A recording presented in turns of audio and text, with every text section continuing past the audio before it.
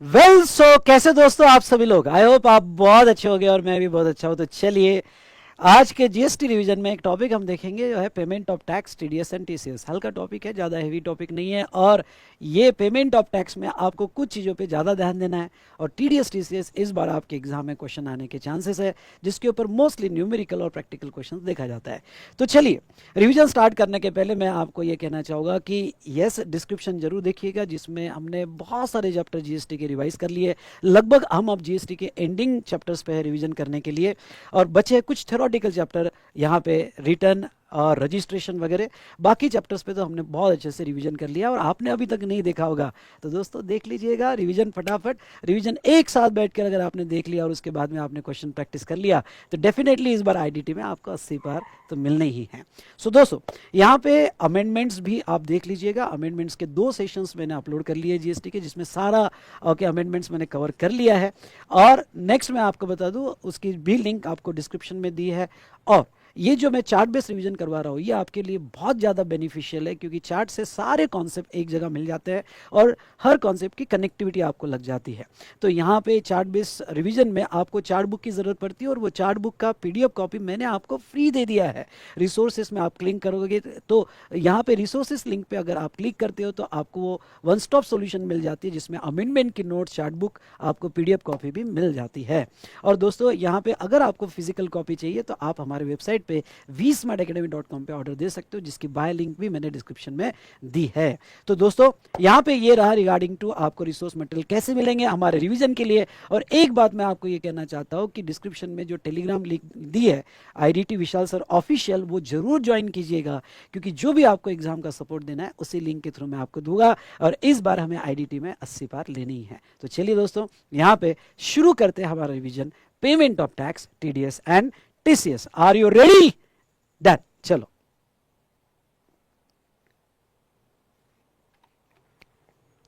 चलिए आ जाइए दोस्तों, अब टॉपिक हम रिवाइज करेंगे पेमेंट ऑफ टैक्स, और दूसरा टॉपिक यहाँ पे देखेंगे टीडीएस एंड टीसीएस। अब पेमेंट ऑफ टैक्स और टीडीएस टीसीएस यहाँ पे इस टॉपिक, ये एग्जाम के लिए कितना इंपॉर्टेंट है, तो जैसे मैंने पहले भी कहा और मैं अभी कहना चाहूँगा कि यहाँ पे पेमेंट ऑफ टैक्स पे कभी अगर क्वेश्चन पूछा तो थ्योरी क्वेश्चन आ सकते हैं, या एमसीक्यू में इसके क्वेश्चन आपको पूछे जा सकते हैं। लेकिन अगर प्रैक्टिकल क्वेश्चन देखा जाए तो वो आएंगे ट्रांसफर ऑफ क्रेडिट से रिलेटेड और इंटरेस्ट कैलकुलेशन से रिलेटेड। अभी तक इंटरेस्ट कैलकुलेशन से रिलेटेड इन्होंने जो क्वेश्चंस पूछे एग्जाम में, वो क्वेश्चंस जो है यहाँ पे न्यूमेरिकल क्वेश्चंस पूछे हैं, और 1-2 क्वेश्चंस है आरटीपी और एग्जाम के मिला के, तो आप जरूर वो देखिएगा। वो कैलकुलेशन आपको हेल्प करेगी कि किस तरह से आपको इंटरेस्ट कैलकुलेट करना है। उसके बाद में अगर हम बात करें तो टीडीएस और टीसीएस की, टीडीएस और टीसीएस पे आज तक जब भी क्वेश्चन पूछे हैं तो ये क्वेश्चन न्यूमेरिकल क्वेश्चंस पूछे हैं एग्जाम में, जिसमें यहाँ एमसीक्यू में केस स्टडी बनाकर पूछा है, या फिर direct numerical question calculation of TDS in different cases ये पूछा है। तो आपको क्या करना है, अभी का रिवीजन देखने के बाद आपको जो है यहाँ पे क्वेश्चन देखने का, और क्वेश्चन में मोस्टली न्यूमेरिकल या प्रैक्टिकल क्वेश्चन आपको देखने हैं। तो चलिए शुरू करें हमारा रिवीजन, ठीक है। तो आ जाइए, ये रिवीजन फटाफट हो जाएगा क्योंकि मोस्ट ऑफ द केस में थ्योरी है। नाउ पेमेंट ऑफ टैक्स में उन्होंने एक्सप्लेन किया है, और वो 3 लेजर एक्सप्लेन किए, ई कैश लेजर, ई क्रेडिट लेजर और ई लाइबिलिटी रजिस्टर। तो आपको कैश लेजर, क्रेडिट लेजर, ई लाइबिलिटी रजिस्टर में क्या डेबिट होता है, क्या क्रेडिट होता है, और उसके बाद में उसके रिस्ट्रिक्शंस क्या है, और चालान से रिलेटेड डिस्कशंस हमें देखने हैं। सबसे पहले कंप्लीट कर लेते हैं ई कैश लेजर। ई कैश लेजर में एक होता है डिपॉजिट अमाउंट और यूटिलाइजेशन अमाउंट। अब आप सभी को बताया कि ई कैश लेजर आपका जीएसटी पोर्टल पे मेंटेन किया जाता है, जिसमें आपको अमाउंट डिपॉजिट करना पड़ता है, और वो अमाउंट यूटिलाइज होता है फॉर पेमेंट ऑफ टैक्सेस। तो चलिए पहले देखते हैं कि कौन सा अमाउंट ई कैश लेजर में डिपॉजिट होता है।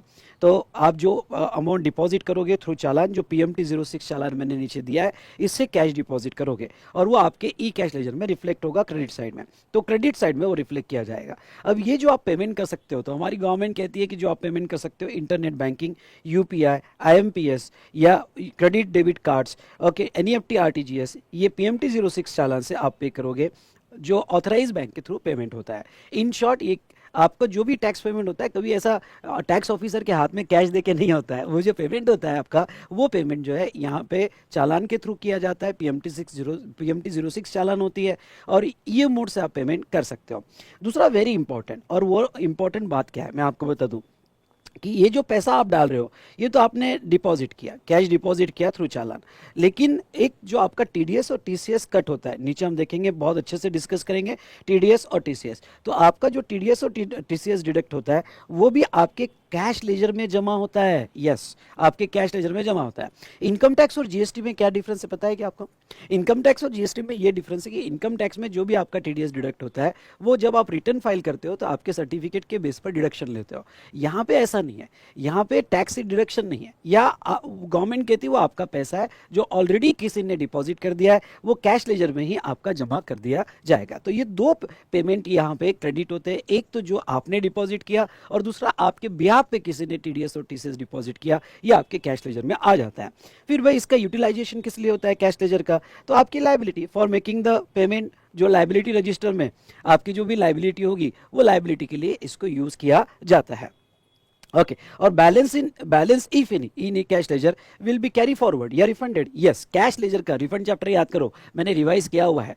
तो कैश लेजर का बैलेंस आइदर आप कैरी फॉरवर्ड करो और सब्सिक्वेंट मंथ के टैक्स पेमेंट के लिए यूज करो, या फिर उसका रिफंड क्लेम करो। अब देखो बेटा, यहाँ पे जो है कुछ स्पेशल प्रोविजन दी है, और वो है over the counter OTC cash payment. अब समझ लो आपका कोई बैंक अकाउंट नहीं है, क्योंकि जनरली क्या होता है कि ये ऑथराइज बैंक के थ्रू ही पेमेंट्स होते हैं, पीएमटी 06 चालान से, और आपका कोई ऑथराइज बैंक नहीं है, फिर क्या करें? तो अगर आपका ऑथराइज बैंक नहीं है और आपको टैक्स का पेमेंट करना है, तो जनरली सीपीटी, एनआरटीपी, इसमें आप छोटे हो और अभी तक आपने कोऑपरेटिव बैंक में बैंक अकाउंट निकाला है, ऑथराइज बैंक में बैंक अकाउंट नहीं निकाला है, या फिर कोई भी केस में आपका बैंक ऑथराइज बैंक में बैंक अकाउंट नहीं होगा और आपको पेमेंट करना होता है, तो गवर्नमेंट ने एक छोटी सी फैसिलिटी दी है, और वो है ओवर द काउंटर पेमेंट।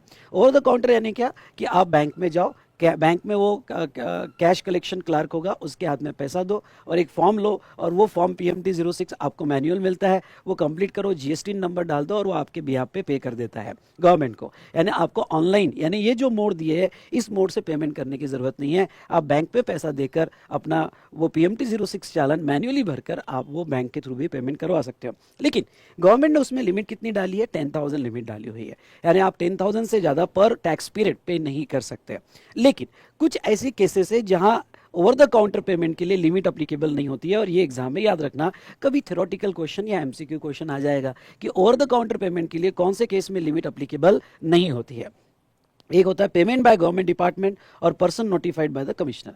हाँ, गवर्नमेंट डिपार्टमेंट का कोई टैक्स पेमेंट होगा और गवर्नमेंट डिपार्टमेंट को पे करना होगा, तो वो सिचुएशन में एक तो वो नॉर्मल मोड से पे करे, गवर्नमेंट डिपार्टमेंट नॉर्मल मोड से पे करे, यहाँ पे प्रॉब्लम नहीं है। लेकिन अगर वो गवर्नमेंट डिपार्टमेंट को यहाँ पे, सुनिएगा, गवर्नमेंट डिपार्टमेंट को यहाँ पे जो है अकाउंट नहीं होगा, क्योंकि गवर्नमेंट डिपार्टमेंट के अपने एसोसिएशन होते हैं, उनके अकाउंट नहीं होंगे बैंक में, तो वो सिचुएशन में वो यहाँ पे ओवर द काउंटर कितना भी पेमेंट कर सकते हैं, ये 10,000 की लिमिट उनको अप्लीकेबल नहीं है। उसके बाद में जब कोई रिकवरी करना रहा, जैसे इन्वेस्टिगेशन हो गया, अब इन्वेस्टिगेशन हो गया और पता चल गया कि आपने फ्रॉड किया है या आपने टैक्स इवेजन किया है और कुछ कैश मिली आपके पास, अब कैश लेने के बाद गवर्नमेंट डिपार्टमेंट इतना वेट नहीं करेगा कि ले बेटा तेरा बैंक अकाउंट ओपन कर ऑथराइज बैंक में, और वो ऑथराइज बैंक में बैंक अकाउंट ओपन करके ना तू पे कर दे। अरे भाई साहब, कैसे तो भी तो इसकी कैश मिली है, वो बंदा पकड़े गया है, और वो बंदा जो पकड़े गया और कैश मिली है, तो वो सिचुएशन में अगर हम उसको बोलेंगे कि तू ना बैंक अकाउंट ओपन करना मस्त की फिर पे करना, ये पॉसिबल नहीं होता है। इसलिए यहाँ पे इन्वेस्टिगेशन में कोई अगर अमाउंट मिली और रिकवरी होगा तो फटाक से डिपार्टमेंट कलेक्ट करेगा और बैंक में जाके ओवर द काउंटर पे कर देगा, ठीक है। और special mode of payment OIDR service या ऑनलाइन मनी गेमिंग को दिया गया है, वो international money transfer system of SWIFT SWIFT network से दे सकते हैं, जो एफएम में आपको स्विफ्ट ये वर्ड आएगा। नाउ दोस्तों, अब देखो यहाँ पे जो ये पीएमटी 06 चालान है, इससे रिलेटेड कुछ इंपॉर्टेंट पॉइंट्स रूल 87 में उन्होंने दी है, टैक्स पेमेंट चालान। ओके, तो कुछ चलो इंपॉर्टेंट पॉइंट्स देख लेते हैं। चालान होती है पीएमटी 06, वैलिड होता है 15 days from the generation of CP, मतलब ये सीपी मतलब चालान, सॉरी सीपी मतलब कॉमन पोर्टल, लिख लो वहाँ पे, सीपी मतलब कॉमन पोर्टल। उसके बाद में डेट ऑफ पेमेंट, अब देखो ये डेट ऑफ पेमेंट पॉइंट बड़ा इंपॉर्टेंट है, प्रैक्टिकल लाइफ में तो बहुत इंपॉर्टेंट है। वो है कि जिस दिन आपका अमाउंट गवर्नमेंट ट्रेजरी में क्रेडिट हो जाएगा उस दिन वो डेट ऑफ पेमेंट माना जाएगा। सर कोई एग्जाम्पल? बिल्कुल, ओके, जैसे देखो क्या होता है, मोस्टली इंडिया में मैक्सिमम लोग 20 तारीख को पे करते हैं, क्योंकि नेक्स्ट मंथ की 20th जो है वो ड्यू डेट होती है अलॉन्ग विद GST R3। अब बहुत सी बार ऐसा पहले बहुत हुआ, अब कम होता है, कि यहाँ पे 20th को पेमेंट किया अब सर्वर बिजी था, सर्वर बिजी होने की वजह से बैंक अकाउंट से हमारा पैसा तो डिडक्ट हो गया, लेकिन गवर्नमेंट ट्रेजरी अकाउंट को वो बचा 21 को। तो पेमेंट किस दिन माना जाएगा? हमारे अकाउंट से डिडक्ट हो गया 20th को, पर गवर्नमेंट के ट्रेजरी में आया 21 को, तो किस दिन का डिडक्शन माना जाएगा? तो दोस्तों ये 21 को गवर्नमेंट को आया ये माना जाएगा, हमारे अकाउंट से कब कटा ये नहीं माना जाएगा। तो इसकी वजह से क्या हो जाएगा कि आपकी ड्यू डेट कितनी थी 20 तारीख, और गवर्नमेंट के ट्रेजरी में कब आया 21, तो डेट ऑफ पेमेंट 21 माना जाएगा, एक दिन का इंटरेस्ट लग जाएगा। अरे सर लेकिन, नो लेकिन वेकिन, जस्ट चेक इन, अरे sir but, no but shut, only cut to cut, ठीक है। तो ये आपको समझ गया होगा। क्रेडिट टू यहाँ पे कैश लेजर, आरबीआई ई स्क्रॉल। अब देखो क्या होता है, आपको CIN जनरेट करना पड़ता है, ये तो आपको पता ही है। चालान आइडेंटिफिकेशन नंबर जनरेट करना पड़ता है पेमेंट के बाद। अब बहुत से बार पेमेंट हो जाता है पर चालान आइडेंटिफिकेशन नंबर जनरेट नहीं हो पाता, तो गवर्नमेंट ने यहाँ पे कहा कि चलो कभी कभी हो सकता है टेक्निकली CIN जनरेट नहीं हुआ पर आपका पेमेंट गवर्नमेंट के अकाउंट में आ गया, तो गवर्नमेंट जो है यहाँ पे CIN के बेस के बजाय आरबीआई ई स्क्रॉल जो है वो अपडेट कर देती है, सो दैट आपका कैश लेजर अपडेट हो जाए। सर नहीं समझा, थोड़ा इजी करके बताओ। जैसे क्या होता है, आपका पेमेंट होने के बाद प्रोसेस क्या होती है, स्टेप नंबर 1 आपने चालान से पेमेंट कर दिया, स्टेप नंबर 2 आपके अकाउंट से डिडक्ट हो गया, स्टेप नंबर 3 आपका CIN जनरेट हो जाता है, चालान आइडेंटिफिकेशन नंबर जनरेट हो जाता है, स्टेप नंबर 4 गवर्नमेंट क्या करता है, जैसे ही उनके ट्रेजरी में पहुंच गया आपका GSTN पोर्टल अपडेट कर देता है। आरबीआई वो डेटा GSTN पोर्टल पे भेज देती है और GSTN पोर्टल उसको अपडेट कर देता है आपके कैश लेजर में। पर इस ये लिंक में क्या हुआ, CIN जनरेट ही नहीं हुआ। CIN जनरेट नहीं हुआ, इसके वजह से बैंक से डेटा गया नहीं, सॉरी CIN जनरेट नहीं हुआ पर बैंक में पैसा आ गया। अब बैंक में पैसा आ गया तो गवर्नमेंट कहती चलो कोई टेक्निकल रीजन की वजह से इसका CIN जनरेट नहीं भी होगा, लेकिन आरबीआई का जो ई स्क्रॉल है उसके बेस पर आपका ई कैश लेजर GSTN पोर्टल पे जो मेंटेन होता है वो अपडेट कर दिया जाता है। Okay, non generation of CIN, अगर आपका CIN जनरेट नहीं होता है तो PMT 07 में आप जो है यहाँ रिप्रेजेंट कर सकते हो कि भाई मेरा पैसा तो कट हो गया पर CIN जनरेट नहीं हुआ, तो डिस्क्रिपेंसीज बताओ, वो डिस्क्रिपेंसीज आप रिपोर्ट कर दो। अब लास्ट वाला पॉइंट थोड़ा इंपॉर्टेंट है, payment by URP unregistered person. जैसे बहुत सी बार अनरजिस्टर्ड पर्सन पे टैक्स लायबिलिटी आती है, जिसका बेस्ट एग्जांपल अगर आप देखो तो बेस्ट एग्जांपल CTP और NRTP, इनको एडवांस में टैक्स देना पड़ता है, बहुत सी बारी रजिस्टर्ड नहीं होते क्योंकि जब तक ये पेमेंट नहीं करते हैं ना तब तक इनको रजिस्ट्रेशन नहीं मिलता है, तो एडवांस में ही टैक्स देना पड़ता है। तो ऐसे सिचुएशन में दोस्तों मैं आपको बता दूं कि अगर उनको पेमेंट करना है तो उनका टेम्पररी एनरोलमेंट नंबर, जिसको टेम्पररी ID कहते हैं, वो जनरेट होता है और उसके बेस पर वो पेमेंट कर सकते हैं। एग्जाम्पल मैंने लिया CTP और NRTP। उसके बाद में CPIN और CIN, ये तो आपको बहुत अच्छे से पता है। CPIN क्या होता है, common portal identification number. Okay, generally जब आप पोर्टल पे चालान जनरेट करते हो तो वो चालान को एक नंबर होता है। ओके, जब भी आप जाओ GSTN पोर्टल में लॉगिन डालो और जनरेट चालान, तो चालान जैसे ही जनरेट करते हो एक चालान को नंबर दिया जाता है, उसको कहा जाता है CPIN। ये 14 डिजिट का होता है और ये 15 डेज तक वैलिड होता है, जो हमने पहले भी देखा कि आपकी चालान आप जनरेट करने के बाद 15 डेज तक वैलिड होती है। ओके, 15 डेज में आप कभी भी उसको सबमिट करके बैंक से पेमेंट कर सकते हो।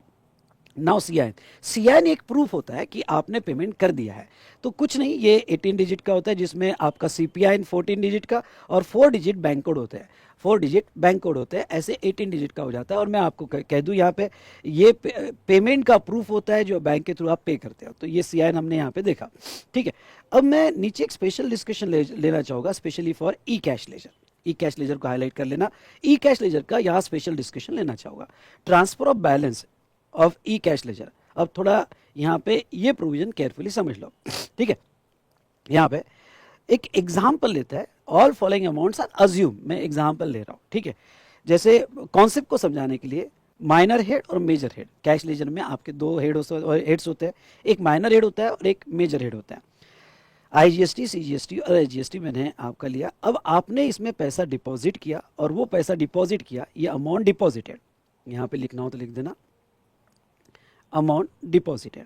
और ये जो है टैक्स आपने IGST में 50,000 डाला, CGST में 10,000 डाला, SGST में 10,000 डाला। इंटरेस्ट जो है, इंटरेस्ट की भी कुछ अमाउंट आपने, पेनल्टी भी कुछ अमाउंट डिपॉजिट कर दी। समझ लो ये आपके कैश लेजर का बैलेंस दिख रहा है।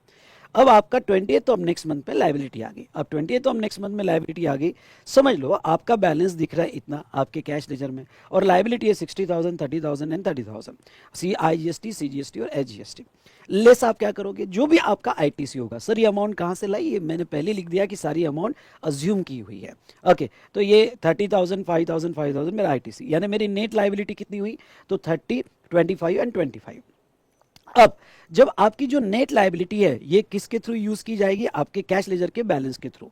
तो आपके पास बैलेंस कितना है, एग्जिस्टिंग बैलेंस जो आपने पैसा डिपॉजिट करके रखा हुआ है कैश लेजर में, ये एग्जिस्टिंग बैलेंस कितना है, तो ये 50,000 आपने इसका यूज कर लिया, CGST का 10,000 यूज कर लिया, SGST का 10,000 यूज कर लिया। इसके बाद में भी आपका पेमेंट आ रहा है, जैसे तो आपको ये दिख रहा है, क्लियर दिख रहा है यहाँ पे कि IGST तो हो गया, डन हो गया, IGST में प्रॉब्लम नहीं है, क्योंकि IGST की लाइबिलिटी 30,000 थी, हमने एक्सेस बैलेंस डिपॉजिट करके रखा 50,000। तो मेरे पास एक्सेस कितना डिपॉजिट करके रखा, 20,000 का अमाउंट मैंने एक्सेस डिपॉजिट करके रखा हुआ है। पर मेरी 15,000 की लाइबिलिटी CGST की आ रही है और 15,000 की लाइबिलिटी SGST की आ रही है। तो क्या मैं ये IGST का पैसा, ध्यान से सुनना, क्या मैं ये IGST का एक्सेस जो 20,000 है, कितना मेरा एक्सेस हुआ 20,000, क्या मैं ये CGST और SGST के लिए सेम कैश लेजर में, सुनना मेरी बात, सेम कैश लेजर में शिफ्ट कर सकता हो क्या? यस, आप कोई भी माइनर और मेजर हेड का बैलेंस किधर भी शिफ्ट कर सकते हो थ्रू PMT09 चालान। आपका चालान होता है PMT09, आप कहीं पे भी शिफ्ट कर सकते हो। तो ये टैक्स का पैसा IGST का CGST SGST में, या CGST SGST का पैसा IGST में वाइस वर्सा कहीं पे भी आप शिफ्ट कर सकते हो, अगर आपने एक्सेस डिपॉजिट करके रखा हुआ होगा। ठीक है, तो आपने उसके बाद में जहां तक देखा जाए, अब देखो 10,000 तो मैंने कर दिया CGST SGST में, उसके बाद में भी पेबल है। तो मैंने जो इंटरेस्ट और पेनल्टी में पैसा डाल के रखा, पर मुझे नहीं लगी इंटरेस्ट पेनल्टी इस मंथ में, कोई इंटरेस्ट नहीं लगा, पेनल्टी नहीं लगा, पर मेरा बैलेंस पड़ा हुआ है। तो ये इंटरेस्ट और पेनल्टी का पैसा भी मैं शिफ्ट कर सकता हूँ क्या? यस, और ये होता है PMT09 चालान से आप शिफ्ट कर सकते हो। आई रिपीट, PMT09 चालान से आप शिफ्ट कर सकते हो। ठीक है, तो ये था सेम कैश लेजर में शिफ्ट करना होगा तो ट्रांसफर बिटवीन ओन ई कैश लेजर, ओन का मतलब सेम ई कैश लेजर। तो RP can transfer through PMT09 amount between different major and minor heads within the e-cash ledger for payment of IGST, CGST, SGST, UTGST और assess. Any transfer between any heads allowed. अगर cash ledger same है तो आप कोई भी किसी का भी अमाउंट किधर भी ट्रांसफर कर सकते हो। लेकिन नेक्स्ट पार्ट बड़ा इंपॉर्टेंट पार्ट है और इसके ऊपर एक MCQ क्वेश्चन पूछा गया था, ध्यान से सुनना। Okay, transfer between E cash laser of DDP। अब ये DDP का कॉन्सेप्ट क्या है, ध्यान से सुनो, समझ लो।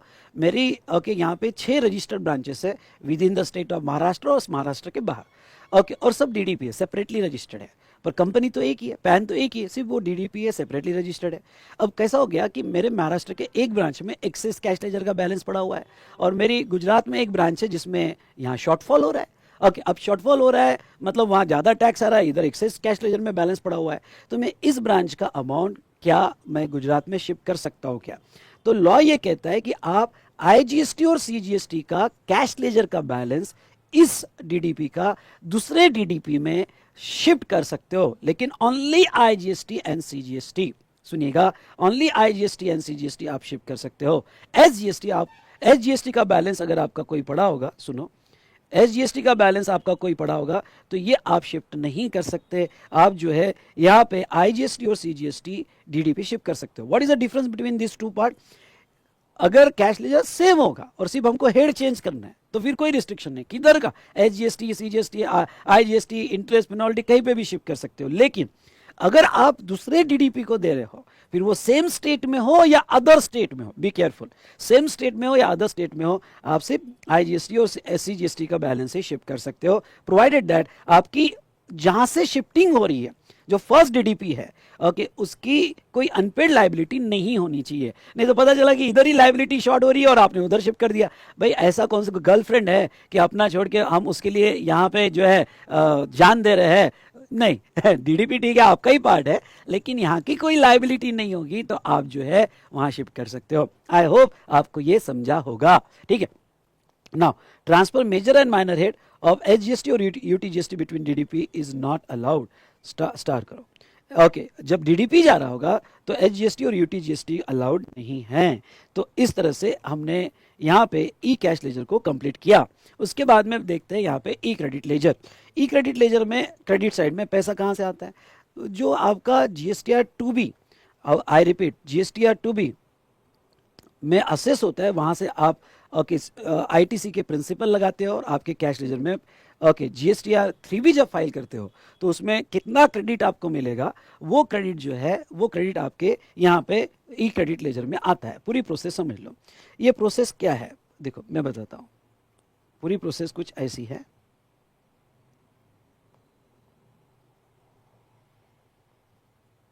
हाँ देखो, प्रोसेस ऐसी, वैसे तो आपको पता है, अगर आपके जीएसटीआर 2B में अपडेट हो गया, अब जीएसटीआर 2B में अपडेट होने के बाद आपके इनपुट टैक्स आ गया, इसको हम कहते हैं इनपुट टैक्स।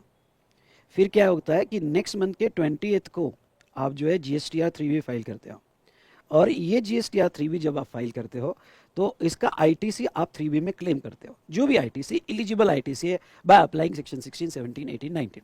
तो एलिजिबल जो आईटीसी आप क्लेम करते हो, जैसे आपने एलिजिबल आईटीसी क्लेम किया, ये अमाउंट जो आपने असेस किया इसको सेल्फ असेस कहते हैं, इसको सेल्फ असेस कहते हैं। तो जो अमाउंट आपने असेस किया वो आपके ई क्रेडिट लेजर को, I repeat, E credit laser को अपडेट कर दिया जाता है और ई क्रेडिट लेजर के क्रेडिट साइड में अपडेट हो जाता है। तो यहाँ पे बस मैं वही पढ़ाना चाहता हूँ यहाँ पे कि अमाउंट सेल्फ असेस, एक वर्ड और ऐड करना होगा तो ऐड कर सकते हो, सेल्फ असेस इन ई क्रेडिट लेजर आपको यहाँ पे 3B फाइल करने के बाद आ जाता है। तो यहाँ पे ITC self assess in the return of return मतलब GSTR 3B of registered person shall be credited to electronic credit ledger. ठीक है, ये पैसा आ जाता है। अब इसका यूटिलाइजेशन होता है। यूटिलाइजेशन किसके लिए होता है? For payment of output tax only, ये हाईलाइट करो, for payment of output tax only. And balance होगा तो वो कैरी फॉरवर्ड होगा। अब दोनों में डिफरेंस दिखाऊं, यहाँ पे कैश लेजर का जो बैलेंस होता है वो कैरी फॉरवर्ड भी हो सकता है या रिफंड भी आ सकता है, लेकिन क्रेडिट लेजर का बैलेंस जो है ये कैरी फॉरवर्ड ही होगा, उसकी टाइम लिमिट नहीं है, कैरी फॉरवर्ड करने की कोई टाइम लिमिट नहीं है। लेकिन अगर क्रेडिट लेजर का बैलेंस पड़ा हुआ है एक्सेस, तो 2 केस में आपको रिफंड मिल जाता है, जो मैं आगे आपको पढ़ाऊंगा। ये बैलेंस का 2 केसेस में रिफंड मिलता है, जो रिफंड चैप्टर में मैंने पढ़ाई हुई है, फिर से मैं आपको रिवाइज करके दूंगा। तो ये होता है इलेक्ट्रॉनिक क्रेडिट लेजर। एक एनालिसिस मैंने नीचे लिया है, जो एनालिसिस बड़ा इंपॉर्टेंट है आपके एग्जाम के लिए। ओके, वो क्या? जैसे आपका टैक्स ड्यू है जीएसटी, जीएसटी पेमेंट के लिए, भाई मुझे ये पेमेंट करना है, तो ये पेमेंट के लिए मैं क्या कैश लेजर यूज कर सकता हूँ? बिल्कुल। ओके, वो तो आपका जो आउटपुट टैक्स है या जीएसटी का पेमेंट है उसके लिए आप कैश लेजर यूज कर सकते हो, पर आउटपुट टैक्स के लिए नाउ क्रेडिट लेजर यूज कर सकते हो क्या? यस, क्रेडिट लेजर सिर्फ आपके आउटपुट टैक्स के लिए यूज किया जाता है। ठीक है, उसके बाद में अदर ड्यूज, अदर ड्यूज में मुझे इंटरेस्ट देना है, पेनल्टी देना है, फीस देना है, अदर अमाउंट देना है, तो इसके लिए आप क्रेडिट लेजर यूज कर सकते हो क्योंकि आपने ही डिपॉजिट किया हुआ पैसा है। ठीक है, पर आप क्रेडिट लेजर सॉरी इसके लिए आप कैश लेजर यूज कर रहे हो, लेकिन क्रेडिट लेजर यूज नहीं कर पाओगे क्योंकि आपको क्रेडिट लेजर जो है सिर्फ आउटपुट टैक्स के यूज के लिए मिलता है, बाकी कोई भी पेमेंट के लिए आप यूज नहीं कर सकते। ये बहुत इंपॉर्टेंट पॉइंट है और ये आपको ध्यान रखना है। ठीक है, तो ये था रिगार्डिंग टू जीएसटी और other payment. Utilisation of ITC, ये तो तुम जब इंटर से थे तब से आपको ये पता है कि जब आप आईटीसी यूज करोगे, यानी ये क्रेडिट जब आपका जो इलेक्ट्रॉनिक क्रेडिट लेजर में आया और आप टैक्स पेमेंट के लिए यूज करोगे, तो यूज करते वक्त आपको कुछ कंडीशंस फॉलो करनी पड़ेगी, जो यहाँ पे सेक्शन 49(5), 49(a) और 49(b) को ध्यान में रखते हुए बनाई गई है। आप जब यूज करोगे तो सबसे पहले आईजीएसटी का क्रेडिट का बैलेंस होगा तो यूज करोगे, और वो किसके लिए? फर्स्ट आईजीएसटी, फिर सीजीएसटी और एसजीएसटी के पेमेंट के लिए यूज करोगे। उसके बाद में सीजीएसटी और आईजीएसटी के पेमेंट के लिए यूज करोगे, और एसजीएसटी और आईजीएसटी के पेमेंट के लिए यूज करोगे। तो सीजीएसटी का, अब थोड़ा याद रखना कि आईजीएसटी का क्रेडिट पहले आईजीएसटी में कंपलसरी यूज करना पड़ता है, बैलेंस होगा तो आप सीजीएसटी और एसजीएसटी में किसी भी प्रोपोर्शन में यूज कर सकते हो। जनरली जब मैं प्रॉब्लम सॉल्व करवाता हूं तो 100% सीजीएसटी बचा हुआ एसजीएसटी, 100% एसजीएसटी बचा हुआ सीजीएसटी, या 50-50 ऐसे कोई भी प्रोपोर्शन में आप यूज कर सकते हो। ओके, सीजीएसटी का पहले सीजीएसटी में यूज करना, आईजीएसटी एसजीएसटी का पहले एसजीएसटी में और बाद में आईजीएसटी में, लेकिन क्रॉस क्रेडिट बिटवीन सीजीएसटी और एसजीएसटी डज नॉट अलाउड, ये आपको इंटर लेवल से ही पता है। ठीक है, इंपॉर्टेंट पॉइंट, ई क्रेडिट लेजर। ई क्रेडिट लेजर में आपको 3 बातें बहुत अच्छे से याद रखनी है। कौन सा? ये सिर्फ आउटपुट टैक्स पेमेंट के लिए यूज होता है। दूसरा, can not be use for RCM, ये बहुत सी बार पूछा जाता है, आरसीएम पेमेंट के लिए वो यूज नहीं होता है। और can not be use for payment of other liabilities, other liabilities में जो भी आपका यहाँ पे इंटरेस्ट, पेनल्टी, फाइन वगैरह होगा, उसके लिए आप यूज नहीं कर सकते। ठीक है, can not be use to repay erroneous refund sanction in cash. हाँ, तो और ये जो है कोई रिफंड उनको कैश में सैंक्शन किया गया तो उसके लिए आप यूज नहीं कर सकते। नाउ एक ये रिफंड चैप्टर में जब मैंने आपका रिवाइज किया था रिफंड चैप्टर, तो ये बहुत अच्छे से मैंने आपको रिवाइज करके दिया था। ओके, रिफंड में आईटीसी का रिफंड दो ही केस में मिलता है। कौन सा? 89.4 89.5 रूल। 89.4 में जीआरएस किया होगा तो आईटीसी के रिफंड मिलते हैं, या आईडीएस किया होगा तो वही है बेटा। ओके, कैश लेजर का रिफंड तो वो तो इमीडिएट मिल जाता है, उसका कोई प्रॉब्लम नहीं क्योंकि तुम्हारा ही पैसा है। लेकिन ई क्रेडिट लेजर की बात करें तो वो आईटीसी ऑफ जेआरएस यानी रूल 89.4 के फॉर्मूला के हिसाब से मिलता है, या आईडीएस रूल 89.5 के फॉर्मूला के हिसाब से मिलता है। ये आपको पता है, रिफंड चैप्टर में डिटेल डिस्कशन हमने किया था। नाउ अब थर्ड रजिस्टर पे आ जाओ, और वह है electronic liability register. Electronic liability register मतलब आपका आउटपुट टैक्स का पेमेंट। तो all liabilities, tax, interest, penalty, late fee etcetera shall be recorded and maintain in electronic liability register. उसके बाद में ऑर्डर स्टार्ट करना, order of discharge of liability. तो ऑर्डर क्या होनी चाहिए जब आप लाइबिलिटी डिस्चार्ज करते हो? सबसे पहले आपके क्रेडिट लेजर में या कैश लेजर में पैसा पड़ा है तो वो जो है पहले self assess tax, underline the word self assess tax and other dues related to return of previous tax period. तो अगर पहले तुम्हारा कोई भी पुराना टैक्स पीरियड का ड्यूज बाकी होगा, टैक्स प्लस अदर ड्यूज, पहले वो डिडक्ट हो जाता है। समझ लो आपने इस मंथ में कैश लेजर में पैसा डाला या क्रेडिट लेजर में अमाउंट है, तो वो जो है यहाँ पे इस मंथ में जो भी आपने कैश लेजर में पैसा डाला वो कैश लेजर का पैसा इस मंथ के टैक्स पीरियड में एडजस्ट नहीं होगा। अगर पुराना कुछ बाकी होगा टैक्स और अदर ड्यूज, पहले उसमें एडजस्ट किया जाएगा। उसके बाद में तुमने जो खुद सेल्फ असेस टैक्स किया है, मतलब सेल्फ असेस मतलब जो तुमने खुद ही जीएसटीआर1 में बताया हुआ है, तो second self assess tax of current tax period उसमें एडजस्ट होगा। और third, any other amount payable under this act including demand for recovery of tax under section 73, 74 या 74A। ओके, अब मैं आपको थोड़ा ये बता दूं कि यहाँ पे मैंने पुराना मेरा सेल्फ असेस टैक्स कुछ भी नहीं है, करंट पीरियड का सेल्फ असेस टैक्स है और मैंने कैश लेजर में पैसा डाला। लेकिन पुराना मेरा एक डिमांड ऑर्डर लगी हुई है, ऑफिसर ने कोई डिमांड ऑर्डर मेरे अगेंस्ट में डाली हुई है 73 की 74 की, तो मैंने अभी कैश लेजर में जो पैसा डाला क्या वो कोई पुरानी डिमांड ऑर्डर आई पहले उसमें एडजस्ट हो जाएगा क्या? नहीं, वो पहले जो सीक्वेंस दे रहे हैं एक वर्ड पे एम्फोसाइज कर रहे हैं और वो है सेल्फ असेस टैक्स। इसलिए अगर तुमने कोई अभी कैश लेजर में पैसा डाला तो वो आपके either self assess tax of previous tax period या फिर self assess tax of current tax period उसमें एडजस्ट होगा। उसके बाद कुछ बैलेंस बचता है तो आपके अगेंस्ट में पुरानी कोई डिमांड ऑर्डर लगी होगी तो सेक्शन 73, 74 या 74A की जो भी है तो उसके अगेंस्ट में एडजस्ट किया जाएगा। ठीक है, उसके बाद में यहाँ पे utilisation of e liability register, तो ये तो मैंने देख लिया कि आपका डेबिट जो होता है वो आपका टैक्स पेमेंट होता है या कोई डिमांड ऑर्डर होगी वो होगा, और ये कैश लेजर और क्रेडिट लेजर से एडजस्ट किया जाता है। स्टार करना, certain liabilities to be only to be discharge in through cash ledger. कुछ ऐसी लाइबिलिटी है जिसके लिए क्रेडिट लेजर यूज ही नहीं हो सकता। कॉमन सेंस में हमने देख लिया, कुछ पॉइंट्स तो हमने देख लिए थे कि भाई आरसीएम के लिए नहीं यूज हो सकता, ओके, अदर पेमेंट के लिए यूज नहीं कर सकता।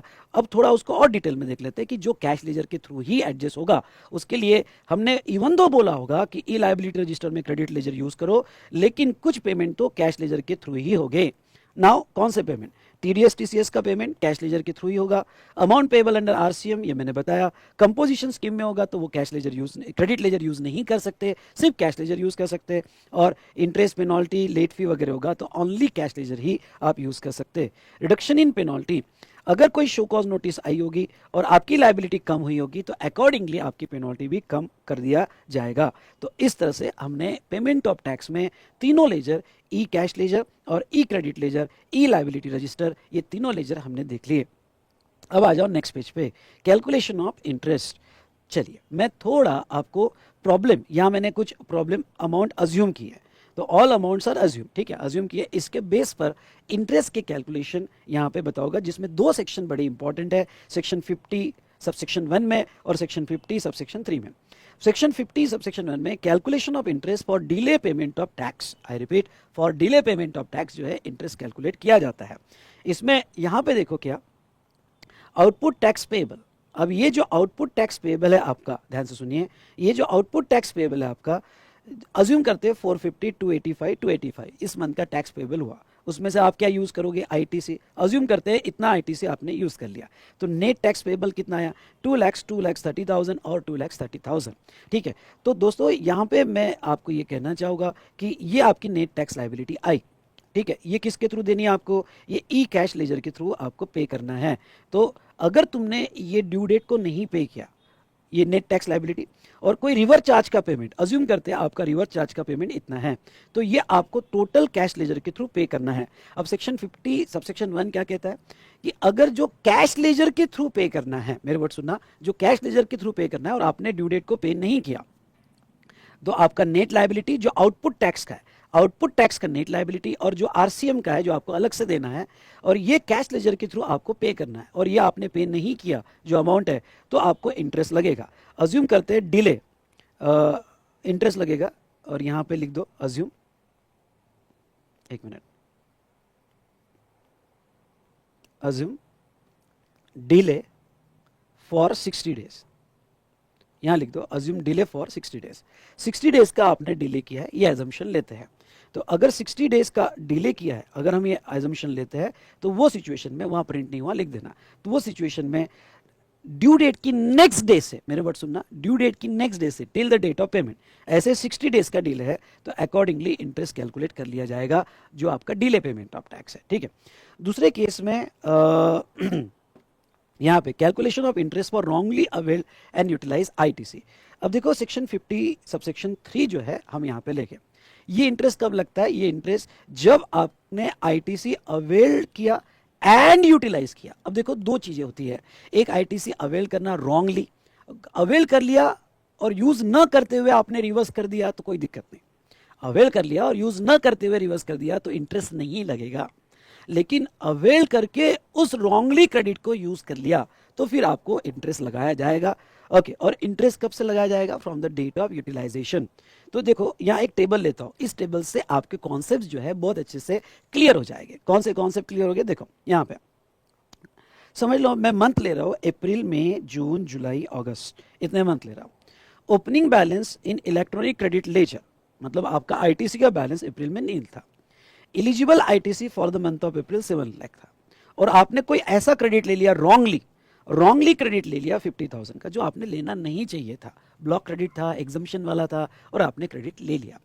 ठीक है, आपके लेजर में आपने क्लेम कर लिया 7,50,000 का आईटीसी, उसमें उस मंथ में आपकी आउटपुट टैक्स लायबिलिटी 7 लाख ही थी, तो आपका बैलेंस आईटीसी का 50,000 था।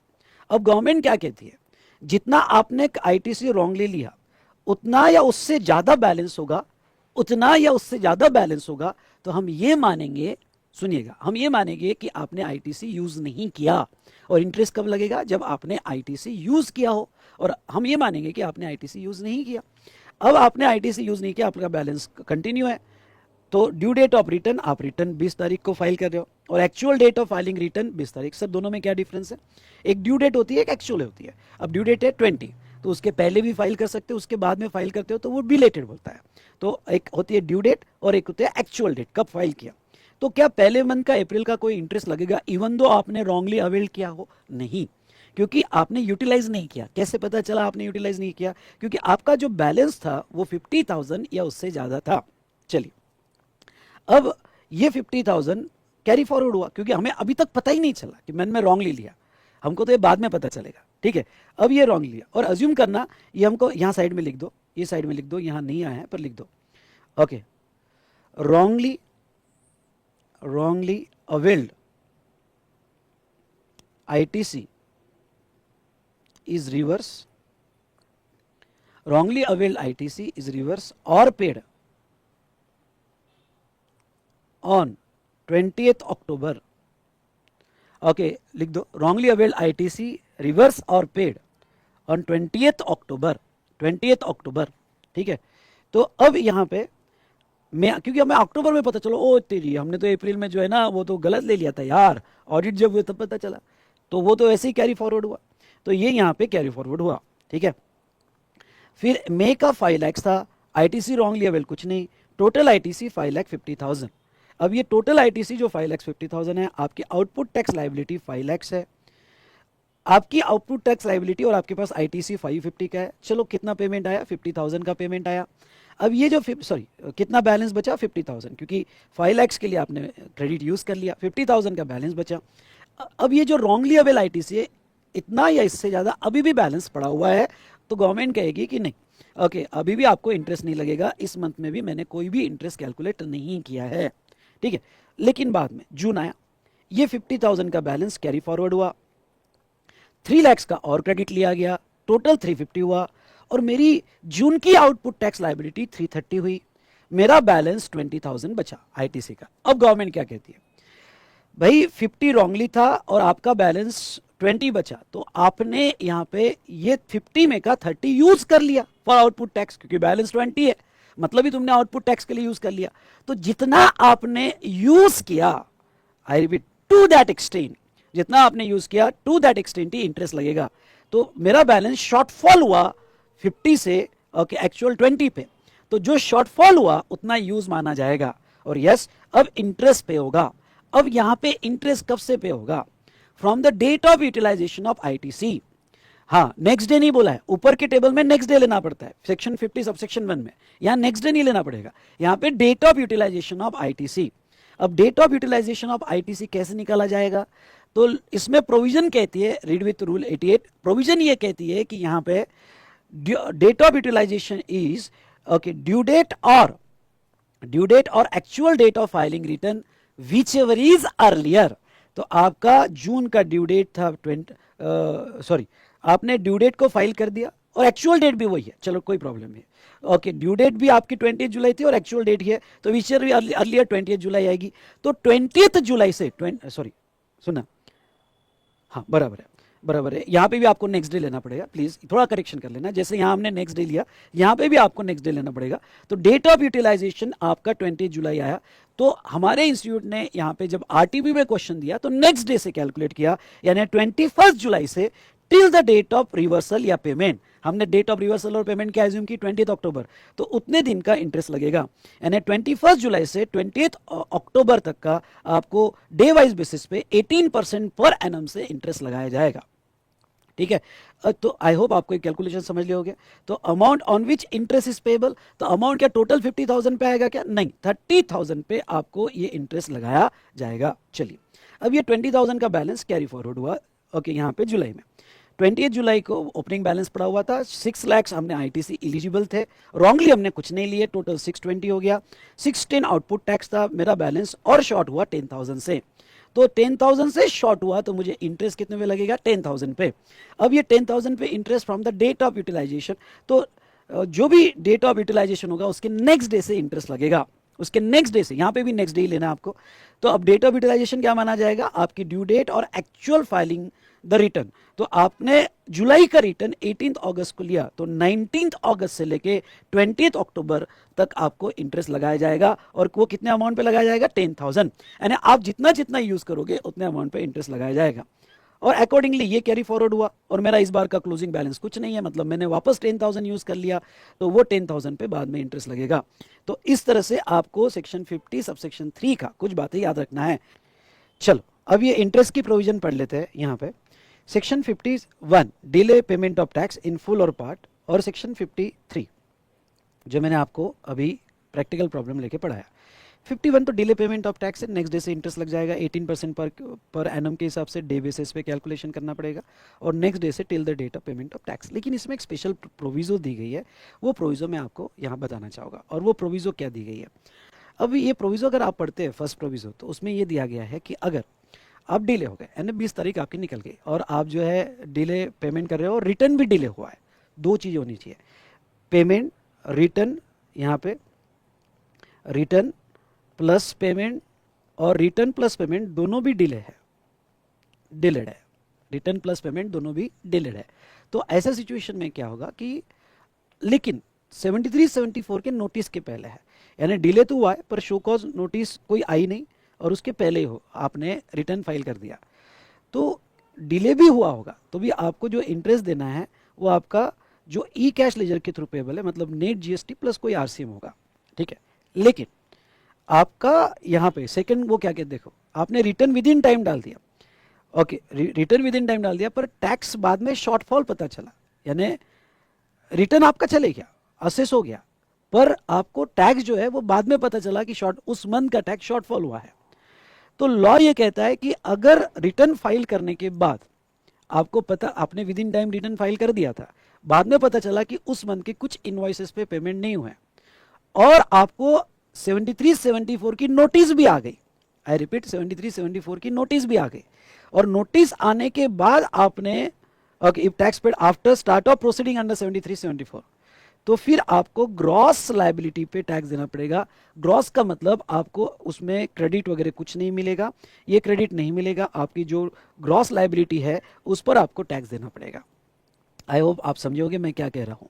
तो ऐसे दो चीजें हैं, एक बार फिर से कंफ्यूज मत होना, सिंपल, इसको सिंपल वे में समझ लो।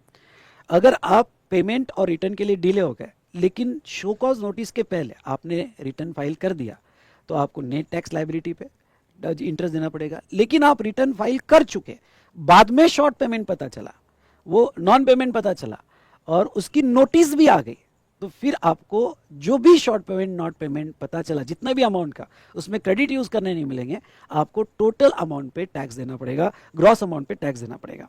और एक सेकंड प्रोविजो जो इस बार की अमेंडमेंट है, ये सेकंड प्रोविजो क्या अमेंडमेंट है देखो, if amount is credited and deposited in e cash ledger by or before due of return but debited for tax payment after due date of return because of late filing of return, interest would be payable to that extent amount remains in ledger। ये बहुत अच्छी provision लाई। Practically मैं आपको थोड़ा बताना चाहूँगा कि देखो क्या था कि मेरे कैश लेजर में पैसा पड़ा हुआ है, मे बी मैंने डिपॉजिट किया हो, या मे बी ये TDS TCS का पैसा पड़ा हो, मेरे कैश लेजर में पैसा पड़ा हुआ है। अब जो मेरे कैश लेजर में यहाँ पे पैसा पड़ा है, ड्यू डेट के पहले 50,000 का अमाउंट वैसे ही पड़ा हुआ है, पर अब मैंने रिटर्न फाइल नहीं किया, लेट हो गया, मेरा कंसल्टेंट नहीं था। तो पहले क्या होता था, ये प्रोविजो आने के पहले, इंपॉर्टेंट कर लेना, स्टार करना ये प्रोविजो को, इंपॉर्टेंट। ये जो है प्रोविजो आने के पहले, इवन दो आपके कैश लेजर में पैसा पड़ा हुआ था, लेकिन आप रिटर्न फाइल किया क्या? नहीं, तुमने रिटर्न नहीं फाइल किया, मतलब ही तुमने ड्यू डेट को टैक्स नहीं दिया। अब तुमने रिटर्न 10 दिन लेट फाइल किया, तो तुम्हारे को 10 दिन का इंटरेस्ट लग जाता था, इवन दो तुमने कैश लेजर में पैसा डिपॉजिट करके रखा था। तो यहां इंडस्ट्री का ये कहना था कि ये क्या कर रहे हो यार, ये तो आप गलत कर रहे हो। जब मेरा पैसा पड़ा हुआ है कैश लेजर में, मैंने गवर्नमेंट को ही दिया हुआ है, एक्सेस पड़ा हुआ है, सिर्फ मैंने रिटर्न नहीं फाइल किया ड्यू डेट को, तो आप मेरे पे इंटरेस्ट लगा रहे हो, डिले पेमेंट ऑफ टैक्स, वो भी सेक्शन 50 सबसेक्शन 1 में। हाँ, रिटर्न लेट फाइल कर रहा हो तो रिटर्न की लेट फी लगाओ ना, डिले पेमेंट ऑफ टैक्स का इंटरेस्ट क्यों लगाते हो? तो ऐसे केस में इंटरेस्ट नहीं लगना चाहिए। इस बार गवर्नमेंट मान गई और गवर्नमेंट ने एक सेकंड प्रोविजो लाया, और गवर्नमेंट ने कहा कि ठीक है, यहां पे अगर तुमने, सुनना मेरी बात, अगर तुम्हारा पैसा जो भी पड़ा होगा 20 तारीख के पहले और तुमने उसको यूज नहीं किया होगा, वो वैसे ही पड़ा हुआ है और तुमने कहीं यूज नहीं किया और अभी तक वैसा ही पड़ा हुआ है, तो जितना पैसा आपका पड़ा हुआ है टू दैट एक्सटेंट इंटरेस्ट नहीं लगेगा, इवन दो आप जो है डिले रिटर्न फाइल कर रहे हो। ये एक अच्छी प्रोविजन थी सेक्शन 50 सबसेक्शन 1 में, एक प्रोविजन उन्होंने लाई। 53 का इंटरेस्ट तो मैं आपको बोल ही दिया, 18% पर एनम। ये कब लगेगा? तुमने अगर ITC रॉन्गली यूज कर लिया, कैलकुलेशन डे वाइज बेसिस पे होगा।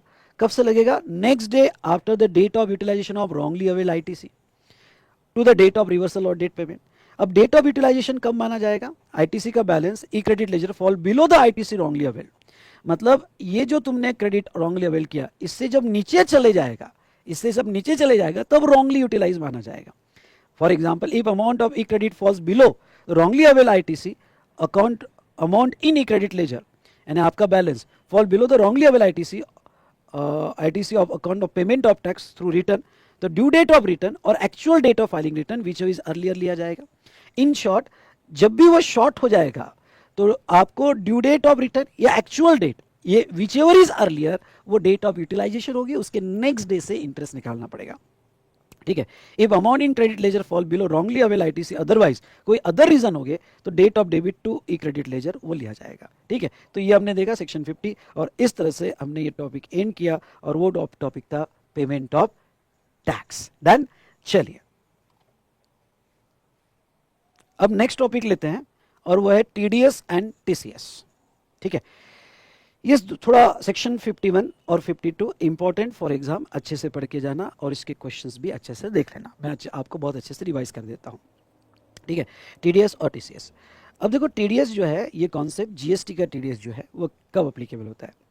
इंडिया का कोई भी सप्लायर हो, मे बी गुड्स का हो, सर्विस का हो, कोई भी हो, इंडिया का कोई भी सप्लायर हो गुड्स या सर्विस का, अगर वो कुछ नोटिफाइड कैटेगरी ऑफ रिसिपिएंट को सप्लाई करता है, तो ये notified category of recipient TDS cut करेंगे। अब नोटिफाइड कैटेगरी ऑफ रिसिपिएंट कौन? अगर गुड्स और सर्विस लेने वाला government, local authority, government agency या गवर्नमेंटल अथॉरिटी जिसमें 51% स्टेक से ज्यादा गवर्नमेंट का है या गवर्नमेंट एस्टेब्लिशमेंट अथॉरिटी है, सोसाइटीज पब्लिश और एस्टेब्लिश बाय गवर्नमेंट, पीएसयू, और इस बार की अमेंडमेंट है supply metal scrap by registered person to another registered person. ठीक है, मतलब अगर ये सप्लायर भी आरपी है और लेने वाला भी आरपी है तो ये केस में ओके मेटल स्क्रैप का होगा तो रिसिपिएंट टैक्स यहाँ पे टीडीएस कट करेगा। चलो, नोटिफाइड पर्सन कौन से? Government, local authority, government agency, governmental authority, society establish by government, PSU, and supply metal scrap by registered person to recipient registered person. अगर रिसिपिएंट रजिस्टर्ड पर्सन होगा तो वो केस में TDS deduct होगा। ठीक है, अब इसमें मैंने बहुत अच्छा एनालिसिस किया था अमेंडमेंट में, अमेंडमेंट जरूर देखना, एक मेटल स्क्रैप का चार्ट ही मैंने बना के दिया था उसके अंदर। अमेंडमेंट तो इस बार जरूर देख के चाहो, वो उसमें एक्सक्यूज मत रखना, नहीं तो बहुत पछताओगे, बहुत पछताओगे। ठीक है, कैसे भी टाइम निकालो, स्पीड में देखो, पर अमेंडमेंट का लेक्चर देख के जाना, जिसका डिटेल वीडियो डिस्क्रिप्शन में मैंने दिया हुआ है। ठीक है, तो अब यहाँ पे टीडीएस कट होगा मतलब क्या? मतलब ये जो है 1 लाख की प्राइस है, जीएसटी 12,000 है, बिल बना, तो ये जीएसटी जो है इसका टीडीएस काटते हैं आपकी कॉन्ट्रैक्ट वैल्यू पे, और ये जो कॉन्ट्रैक्ट वैल्यू का टीडीएस 2%, यानी सीजीएसटी 1%, एसजीएसटी 1% और आईजीएसटी 2%, तो 1 लाख का यहाँ पे ओके जो भी सीजीएसटी कट करना हो, एसजीएसटी कट करना हो या आईजीएसटी कट करना हो, तो 1 या 2 आपका टीडीएस 2000 कट किया जाएगा वैल्यू का। तो ये टीडीएस जो है ओके रिसिपिएंट कट करेगा, गवर्नमेंट को डिपॉजिट कर देगा, और गवर्नमेंट यहाँ पे गवर्नमेंट को डिपॉजिट कर देगा। अब ये जो गवर्नमेंट को टीडीएस काट कर डिपॉजिट करता है, ये इसके यहाँ पे कैश लेजर में जमा हो जाता है, और ये इसके कैश लेजर में, अभी हमने देखा कैश लेजर में आ जाता है किसके? सप्लायर के, और सप्लायर ये 2000 फिर यूज कर सकता है for payment of tax. Assume करो कि यहाँ उसका पेमेंट ऑफ टैक्स 12,000 होगा, क्योंकि ये 12,000 उसको देना है, तो 2000 उसमें टीडीएस वो कैश लेजर से यूज कर लेगा और नेट पे करेगा 10,000। अगर क्रेडिट होगा तो क्रेडिट भी यूज कर लेगा। ये पूरा कंप्लीट टीडीएस का मैकेनिज्म है।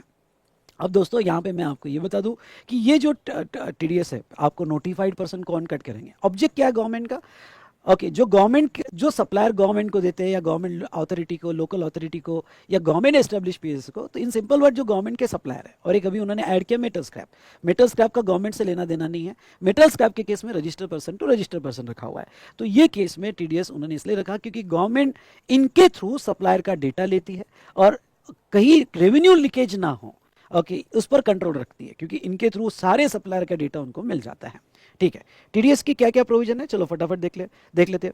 Who is liable to deduct TDS, हमने देखा सारी अथॉरिटीज हमने देखा कि, और ये अमेंडमेंट पढ़ के जाना, registered person to registered person, तो रिसिपिएंट टीडीएस काटेगा। टीडीएस रेट 112% हो गए। थ्रेशोल्ड लिमिट, हाँ ये स्टार करना, थ्रेशोल्ड लिमिट क्या है टीडीएस कट करने की? TDS applicable only when taxable value of contract, ये वर्ड बड़ा इंपॉर्टेंट है, taxable value of contract exceeds 2.5 lakh excluding GST, मतलब जीएसटी छोड़कर, जीएसटी छोड़ के। एक क्वेश्चन पूछा था क्वेश्चन ईयर में जिसमें अमाउंट दी थी इंक्लूडिंग जीएसटी, तो आपको जीएसटी निकाल कर देखना पड़ेगा कि अगर टैक्सेबल वैल्यू 2.5 के ऊपर होगी तो आपको दो वैल्यू दी जा सकती है। ये 1,12,000 आपको अमाउंट दिया जा सकता है, तो जीएसटी डिडक्ट करके ये जो वैल्यू है, ये वैल्यू अगर 250 से ज्यादा होगी तो ही टीडीएस कट किया जाएगा, contract value. Okay, TDS deducted at the time of credit और पेमेंट विच इज अर्लियर। समझ लो, पहला अगर हम यहाँ पे ले, टोटल कॉन्ट्रैक्ट वैल्यू जो है 2 लाख है, तो क्या टीडीएस डिडक्ट होगा? वो कितने भी पेमेंट इंस्टॉलमेंट हो उसके अंदर टीडीएस डिडक्ट नहीं होगा, नहीं होगा, क्योंकि कॉन्ट्रैक्ट वैल्यू ही 250 से नीचे है। 2.5 लाख से एक्सीड होती है तो फिर उस कॉन्ट्रैक्ट के तहत यहाँ पे टीडीएस डिडक्ट किया जाता है। कॉन्ट्रैक्ट वैल्यू 3 लाख से, तो क्या डिडक्ट होगा? हाँ, इवन दो इनवॉइस बन रहे हैं, इवन दो पेमेंट दो बार है, क्योंकि टीडीएस कट होता है पेमेंट पर, पेमेंट मेड और क्रेडिटेड। ठीक है, तो यहाँ पे पेमेंट जितना करोगे उतना भी टीडीएस डिडक्ट होगा, लेकिन सबसे पहले टीडीएस डिडक्ट करना या नहीं करना तो उसकी कॉन्ट्रैक्ट वैल्यू देखो। अगर contract value taxable value, contract की टैक्सेबल वैल्यू 2,50,000 से ऊपर होगी तो फिर टीडीएस कट होगा और टीडीएस पेमेंट वाइज डिडक्ट होगा। ठीक है, due date deductor shall deposit TDS on 10th of succeeding month. Okay, जिसने भी टीडीएस कट किया है उसको अगले महीने की 10 तारीख को डिपॉजिट करना पड़ेगा। टीडीएस सर्टिफिकेट 7A में देना पड़ेगा, रिटर्न भी फाइल करना पड़ेगा। अब 7A तो सप्लायर को देना पड़ेगा, यानी ये जो है टीडीएस काट के सर्टिफिकेट जीएसटीआर 7A, ओके, वो पोर्टल पे सप्लायर को दे देगा और गवर्नमेंट को रिटर्न फाइल करेगा और जीएसटीआर 7 में रिटर्न फाइल करेगा कि किसका किसका टीडीएस कट हुआ। ठीक है, उसके बाद में नॉन कंप्लायंस तो इसकी पेनल्टी आएगी, इंटरेस्ट तो लगेगा, 73, 74 की पेनल्टी या 122, सेक्शन 122 याद करो, 122 की भी पेनल्टी आ सकती है। ई कैश लेजर, ये सप्लायर के जिसका भी टीडीएस डिडक्ट हुआ उसके ई कैश लेजर में रिफ्लेक्ट हो जाता है। एक्सेस और इरोनियस डिडक्शन ऑफ टीडीएस, अगर रिसिपिएंट ने गलत टीडीएस काट लिया तो वो केस में वो रिफंड क्लेम कर सकता है, लेकिन रिफंड कब नहीं मिलेगा, अगर सप्लायर के ई कैश लेजर को रिफ्लेक्ट हो गया। मतलब सिंपल वे में कहो क्या, रिटर्न फाइल करने के पहले अगर तुमको लगा कि तुमने गलत काट लिया और पे कर दिया तो रिफंड मांग लो, लेकिन तुमने एक बार जीएसटी या 7 फाइल कर दिया तो इमीडिएटली उसके कैश लेजर में रिफ्लेक्ट हो जाता है, और सप्लायर के कैश लेजर में रिफ्लेक्ट हो गया तो फिर आपको रिफंड नहीं मिलेगा। और नॉन अप्लीकेबिलिटी स्टार करना, टीडीएस कहाँ डिडक्ट नहीं होगा। Value of taxable supply, value of taxable supply in a contract is less than और इक्वल्स टू 2,50,000। ख्याल रहे, टैक्सेबल सप्लाई की वैल्यू 2,50,000 से कम होगी तो टीडीएस डिडक्ट नहीं होगा। अब इसमें अगर आपका दो सप्लाई दी है, टैक्सेबल और एग्जाम, तो एग्जाम सप्लाई कंसीडर नहीं करना है, टैक्सेबल मतलब चार्जेबल सप्लाई ही कंसीडर करना है, और उसकी वैल्यू 250 या उससे 250 से या 250 या उससे कम होगी। हाँ, 250 या उससे कम होगी तो टीडीएस नहीं डिडक्ट होगा। आपका एग्जाम सप्लाई होगा तो नहीं डिडक्ट होगा। सप्लाई अंडर आरसीएम होगा, यानी पूरा ही मुझे 100% देना है, रिसिपिएंट को पूरा ही 100% देना है, तो उसमें टीडीएस डिडक्ट नहीं होगा। सप्लाई इज यूआरपी स्टार करना, अगर आपका सप्लायर अनरजिस्टर्ड पर्सन है तो अगर ये यूआरपी है, अनरजिस्टर्ड पर्सन है, तो ये टीडीएस डिडक्ट नहीं करेंगे। उसके बाद में नेक्स्ट, एलओएस और POS are in same state but LOR in different state, star करना। एलओएस और POS are in same state but location of recipient in different state. थोड़ा मैं एग्जांपल से समझाता हूं यहाँ पे कि समझ लो स्टेट ऑफ महाराष्ट्र और state of Gujarat. Okay, Gujarat local authority का एक एम्प्लॉय महाराष्ट्र में आया और वो गवर्नमेंट ने भेजा और वो होटल में रुका। ओके, वो होटल में रुका, एम्प्लॉय था, वो होटल में रुका, होटल वाला उसको बिल दे रहा है। Location of supplier Maharashtra, location of supplier Maharashtra. Place of supply कहाँ पे होगा, तो प्लेस ऑफ सप्लाई यहाँ पे, बिल तो no doubt bill local authority के नाम का जा रहा है, Gujarat local authority. Place of supply hotel के केस में क्या होता है, सेक्शन 12 यहाँ पे आपको याद होगा 3, तो कहता है जहाँ इमूवेबल प्रॉपर्टी हो तो स्टेट ऑफ महाराष्ट्र। मतलब यहाँ कौन सा टैक्स लगेगा, तो यहाँ पे आपको टैक्स लगेगा सीजीएसटी और HGST. Even though bill pay address Gujarat का है, लोकल अथॉरिटी का है, पर लगेगा सीजीएसटी और एचजीएसटी, यही टैक्स लगेगा। Done done done done. अब देखो location of recipient other state में, तो यहाँ पे टीडीएस किसका काटोगे, जो टैक्स है सीजीएसटी और एसजीएसटी। भाई पर ये एसजीएसटी महाराष्ट्र का है, तो अब ये केस में सुनिएगा, ये केस में टीडीएस कट ही नहीं सकता। क्यों, क्योंकि टीडीएस काटने वाला गुजरात होगा और गुजरात महाराष्ट्र के सीजीएसटी और एसजीएसटी का टीडीएस काट ही नहीं सकता, उसके पोर्टल पे प्रोविजन ही नहीं है, क्योंकि रिसिपिएंट को टीडीएस काटना पड़ता है और उसके प्रोविजन पे पोर्टल, क्योंकि वो जब भी एसजीएसटी का टीडीएस काटेगा वो तो गुजरात हो जाएगा, जबकि ये महाराष्ट्र का एसजीएसटी लग रहा है। तो अगर बिल्कुल रट्टा मारना है पॉइंट, लोकेशन ऑफ सप्लायर और प्लेस ऑफ सप्लाई एक स्टेट में और रिसिपिएंट दूसरे लोकेशन में, तो लॉजिकली कॉमन सेंस से समझो कि अगर एलओएस भी हो सेम स्टेट में तो उस स्टेट का सीजीएसटी और एसजीएसटी है और ये टीडीएस काट ही नहीं सकता। हाँ, अगर ये ट्रांजैक्शन इंट्रा होता तो सेम स्टेट है, टीडीएस कट जाएगा। ये ट्रांजैक्शन आईजीएसटी वाला होता तो आईजीएसटी का टीडीएस काट लेते, लेकिन ये ट्रांजैक्शन ही अलग है। ओके, एड्रेस यहाँ का है, रिसिपिएंट यहाँ का है, टैक्स वहाँ का लग रहा है, तो ये टीडीएस नहीं काट सकता। आई होप आपको समझा होगा, ये इंपॉर्टेंट करके जाना। उसके बाद में नेक्स्ट, एसओजी और SOS between all notified person under 15(1)(a) और D excluding metal scrap received by registered person. मतलब क्या, अगर ट्रांजैक्शन इन बिटवीन होते हैं, मतलब सप्लायर भी गवर्नमेंट, लेने वाला भी गवर्नमेंट, सप्लायर लोकल अथॉरिटी, लेने वाला ये notified person, supplier government agency और लेने वाले ये, या सप्लायर जो है गवर्नमेंट अथॉरिटी और लेने वाले इसमें से कोई भी, supplier society establish by government, लेने वाला कोई भी, या पीएसयू टू पीएसयू या PSU to government, in between transaction होते हैं तो टीडीएस कट नहीं होगा।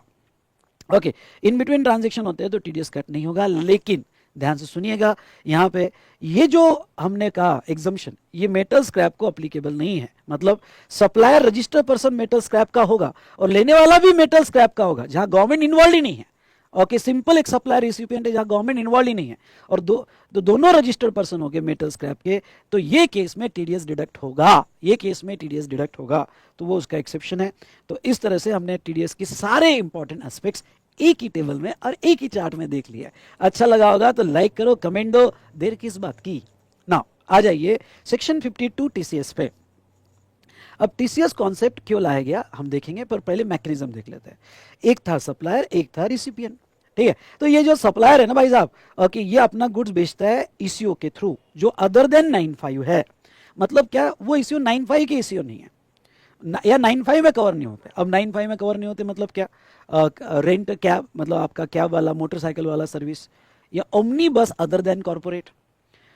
दूसरा, अगर ये सप्लायर जो है होटल अकोमोडेशन सर्विस और वो रजिस्टर्ड नहीं है, या हाउस कीपिंग सर्विस जो रजिस्टर्ड नहीं है, या रेस्टोरेंट सर्विस जो है, तो रेस्टोरेंट सर्विस दे रहा है और वो ईसीओ के थ्रू दे रहा है, तो 95 कवर होता है। लेकिन वो ईसीओ है तो ईसीओ जो 95 में कवर नहीं होते या 95 के एक्सेप्शन में आते हैं, मेरे वर्ड्स को सुनना, जो 95 में कवर नहीं होते या 95 के एक्सेप्शन में आते हैं, फिर उसको टीसीएस लग जाता है। जैसे ओमनी बस बाय कॉर्पोरेट और थ्रू ईसीओ बुक किया गया, तो वो एक्सेप्शन में आ जाता है। वो एक्सेप्शन में आ जाता है तो फिर वहां टीसीएस लग जाएगा, क्योंकि 95 नहीं लगता है। या फिर रजिस्टर्ड होटल या registered house keeping service provider, ये 95 नहीं लगता है क्योंकि वो रजिस्टर्ड है, लायबल टू रजिस्टर्ड है, तो वहां पे फिर ये लग जाएगा। तो एक सिंपल सा सवाल, सर होटल अकोमोडेशन में टीसीएस आता है क्या? हाँ आता है, जहां सप्लायर 95 में नहीं आता है क्योंकि वो रजिस्टर्ड है, तो वहां फिर टीसीएस लग जाएगा। I hope you understood what I am saying. ठीक है, तो टीसीएस मैकेनिज्म क्या है, समझ लो एक सप्लाई, आप जो है आपने अमेजोन के थ्रू के यहाँ पे लैपटॉप बुलाया। अब आपका लैपटॉप 1 लाख का है, जिसके ऊपर जीएसटी 12,000, सप्लायर का बिल आपको आया, लेकिन ये डायरेक्ट नहीं आया, ये अमेजोन के थ्रू आया। पर आपको पेमेंट तो डायरेक्ट सप्लायर को नहीं करना है, आपको तो ईसीओ को करना है, तो आपने पेमेंट अमेजोन को कर दिया। अमेजोन को कर दिया, यहाँ पे टोटल कितना, 1,12,000 का पेमेंट आपने अमेजोन को कर दिया। अब यहाँ पे गवर्नमेंट ने अमेजोन पे टीसीएस की जिम्मेदारी डाली है। अब देखो, यहाँ अमेजोन को समझने की कोशिश करना है, इस सप्लायर का टीसीएस भी काटना है, मतलब किसी और की लायबिलिटी इसके ऊपर डाली है, 100% नहीं, सिर्फ टीसीएस काटने की, और इसकी खुद की भी आउटवर्ड सप्लाई है, इसका खुद का भी आउटवर्ड है। क्या आउटवर्ड है उसका? तो उसका आउटवर्ड सप्लाई पोर्टल सर्विस देना। पोर्टल सर्विस का कमीशन है उसका 5%, मतलब जो भी ट्रांजेक्शन हुआ 1 लाख का, उसका 5% कमीशन है। ये जीएसटी जो 900 लगेगा, ये तो उसका आउटवर्ड सप्लाई है, सुनिएगा, ये तो उसका आउटवर्ड सप्लाई है। ओके, वो जो 900 लगाएगा, लेकिन गवर्नमेंट कहती है तू, तेरा तो भरना पड़ेगा भाई, तेरे को देना पड़ेगा ना। ओके, क्या लागे मेरा, सब कुछ तेरा, तो तेरा तो तेरे को देना पड़ेगा। लेकिन यहाँ पे अगर तू ये जो दे रहा है 900, लेकिन ये सप्लायर का जो भी टैक्स होगा इसका टीसीएस देना पड़ेगा।